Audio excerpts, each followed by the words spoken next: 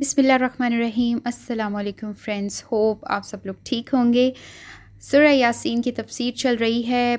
आयत 47 तक हम कर चुके हैं। पार्ट 4 हो चुका है। आज पार्ट 5 हम स्टार्ट करेंगे। आयत 48 टू 52। वयक़ूलून मता हाज़ल वअदु इन कुन्तुम सादिकीन, और कहते हैं ये लोग कब पूरी होगी ये धमकी अगर हो तुम सच्चे। कुफ़ार जब आप सल्लल्लाहु अलैहि वसल्लम के पास आते थे और तंज़ करते थे कि अच्छा चलो बताओ, जिस क़यामत का तुम बार बार ज़िक्र करते हो वो कब आएगी, ये वादा जो तुम कर रहे हो आ रही है, आने वाली है, कब आएगी, अब बता भी दो। आप सल्लल्लाहु अलैहि वसल्लम जवाबन कहते, जिसका कुरान में कई जगहों पर ज़िक्र है, मुझे नहीं मालूम वो कब आएगा, उसका इल्म सिर्फ़ अल्लाह के पास है। सूरह जिन में आयत 25 में अल्लाह आपसे कहते हैं कि इनसे कहिए कि मुझे नहीं मालूम, आया करीब है वो चीज़ जिससे डराया जा रहा है तुमको, या मुकर्रर कर रखी है उसके लिए मेरे रब ने कोई मुद्दत। सूरह नाज़ियात में आयत 42 टू 45 अल्लाह कहता है, ए नबी, ये तुमसे पूछते हैं ये लोग क़यामत के बारे में कब वाक़या होगी, तुम्हें इससे क्या सरोकार, इस ज़िक्र से तुम्हारा क्या ताल्लुक़, तेरे रब के पास है उसका इल्म, तुम तो बस ख़बरदार करने वाले हो। इसी तरह सूरह मुआरिज में अल्लाह 6-7 आयत में कहता है कि बेशक ये समझते हैं उसे दूर, व इन्नहुम यरौनहु बईदा व नराहु करीबा, और हम तो उसे बड़ा करीब देख रहे हैं। जैसे तूफ़ान आने वाला है और अभी आया नहीं है, जो छत पे खड़ा हो उसको दूर से नज़र आ जाएगा और जो नीचे है उसको नहीं पता चल रहा। तो अल्लाह ताला के सामने ये पूरी कायनात खुली हुई है, उसे पता है कि एक चीज़ आ रही है, एक चीज़ का वक्त मुकर्रर है, वो आने वाली है, हम उसका अंदाज़ा नहीं लगा सकते। अल्लाह नबी को कहता है आपका काम सिर्फ बताना, जो लोग वाक़या इससे डर गए उन्हें ख़बरदार कर दें, इससे आगे आपका काम नहीं है।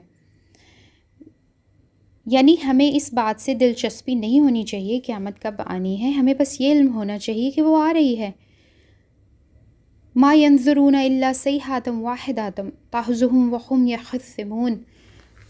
अल्लाह कहते हैं कि कुछ भी नहीं होगा सिवाय एक चीख के, नहीं इंतज़ार कर रहे मगर ये एक चिंगार का जो इन्हें आ लेगी इस हालत में कि वो बाहम झगड़ रहे होंगे। अल्लाह कहता है कुरान में 3 तरह की चीज़ों से ख़बरदार किया जाता है, यानी 3 तरह की धमकियां हैं। पहली एक कौम की तबाही की, फिर क़यामत के दिन की, तीसरा दोज़ख का अज़ाब, यानी रसूल की बात नहीं मानोगे तो कौम तबाह कर दी जाएगी, फिर क़यामत का दिन और फिर दोज़ख की तबाही की वईद दी जाती है। इन 3 में से एक अब हमेशा के लिए ख़त्म होगी, यानी कौमों की तबाही, क्योंकि अम्बिया का सिलसिला अब ख़त्म हो चुका है। किसी कौम को उस वक़्त तबाह कर दिया जाता था या उन पर अज़ाब आता था जब वो नबी आते थे और वो उनका कहना नहीं मानते थे। अल्लाह की हुज्जत तमाम कर दी जाती थी, हर किस्म की सबूत, गवाहियाँ, मोजज़े दिखा दिए जाते थे, और एट द एंड कौम अगर नहीं मानती थी तो वहाँ पर उस कौम पे अज़ाब आता था। तो अब कौमों की तबाही का दरवाज़ा हमेशा के लिए बंद है, इसलिए कभी किसी कौम की तबाही और बर्बादी की दुआ नहीं करनी चाहिए, बल्कि उनके हक़ में दुआ करनी चाहिए। हो सकता है वो पूरी कौम इस्लाम कबूल कर ले, हदायत की तरफ आ जाए। आप तुर्क को देखें, तुर्कियों को, ये पहले हदायत याफ्ता कौम नहीं थी, मुसलमान नहीं थे, लेकिन जब इन्होंने इस्लाम कबूल किया पूरी कौम ने, तो आप देखिए 500 साल तक कितने बड़े आज़मों पे इन्होंने हुकूमत की और इस्लाम का नाम बुलंद किया। एक यानी दीन मज़हब को फैलाया। तो एक नबी ने अपनी कौम के लिए तबाही की दुआ की थी, हज़रत नूह ने, उसके अलावा किसी नबी ने भी नहीं दुआ की। और उनकी कौम के बारे में अल्लाह ताला कुरान पाक में कहता है कि सबसे वर्स्ट कौम थी नूह अलैहिस्सलाम की। फ़ला यस्ततीऊना तुसियतम वला इला अहलिहिम यरजिऊन, फिर ना तो वसीयत कर सकेंगे और ना अपने घर वालों की तरफ लौट सकेंगे। ये लोग देखते देखते रह जाएंगे, इनको किसी चीज़ का इंतज़ार नहीं सिवाय एक चीख के और वो ऊंचे धमाके वाली आवाज़ के, जबकि उस तरह की बेकार बातों में लगे हुए हैं। यानी ये इस किस्म की बातों में लगे होंगे कि अल्लाह चाहता तो ये होता, चाहता तो वो होता, कब आएगा ये वादा, और इसी दौरान पकड़े जाएंगे। ऐसे पकड़े जाएंगे कि वसीयत का वक्त भी नहीं मिलेगा, यानी दूसरों को ये भी नहीं कह सकेंगे कि जो गलती हमने की वो तुम ना करना, ना अपनी जायदाद को तकसीम कर सकेंगे। इन लोगों का सारा फोकस दुनियावी मता है, तो उन्हें तो नसीहत का वक्त भी नहीं मिलेगा, सब इन्वेस्टमेंट ज़ाया हो जाएंगी। अब ये घर वापस जाने वाले नहीं। इसका मतलब है जैसे कोई सफ़र पर निकलता है और उसके साथ कोई हादसा हो जाए तो अब वो घर तो वापस लौटने वाला नहीं है। तो अल्लाह ताला कह रहा है कि तुम ज़िंदगी के सफ़र में हो, जब मेरा अज़ाब आएगा तो तुम घर वापस नहीं लौट सकोगे। ونفخ فی الصور فاذا هم من الاجداث الی ربهم ینسلون، اور پھر دوبارہ سور پھونکا جائے گا تو یکایک اپنی قبروں سے نکل کر اپنے رب کے حضور چل پڑیں گے۔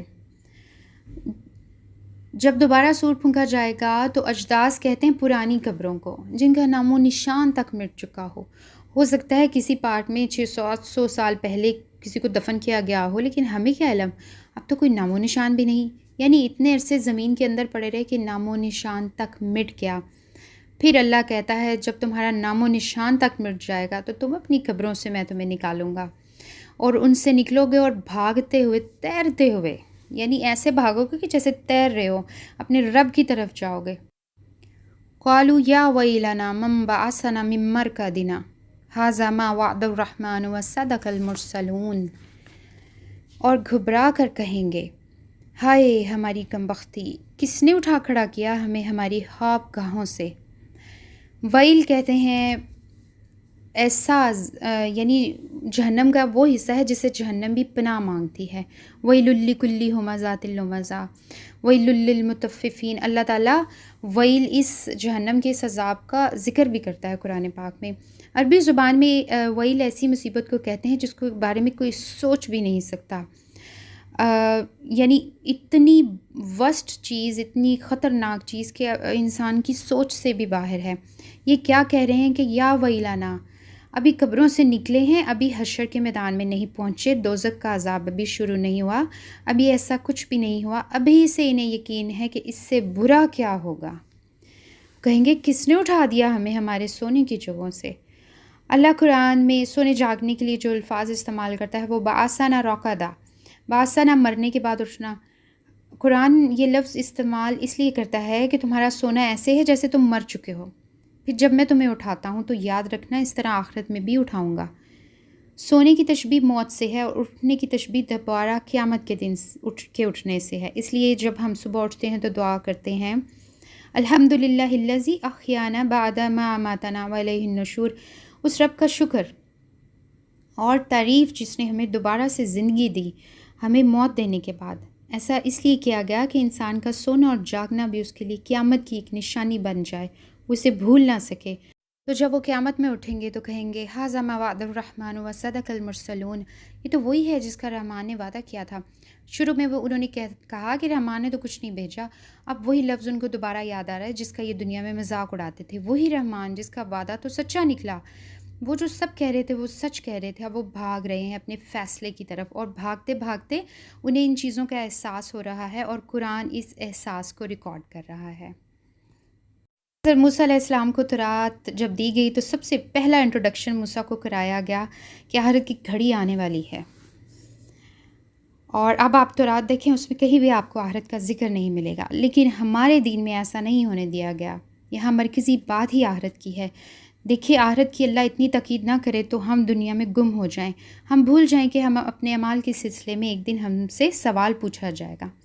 تو be ready for the day of judgement, ہمیں تیار رہنا چاہیے اس دن کے لیے۔ یہ بات ذہن میں رکھیں گے تو اس دن کے لیے تیاری بھی کریں گے، اپنے آپ کو پریپیئر کریں گے اور اپنے اعمال کو سیدھا کرنے کی کوشش بھی کریں گے۔ اللہ ہمیں اس کی توفیق دے، آمین۔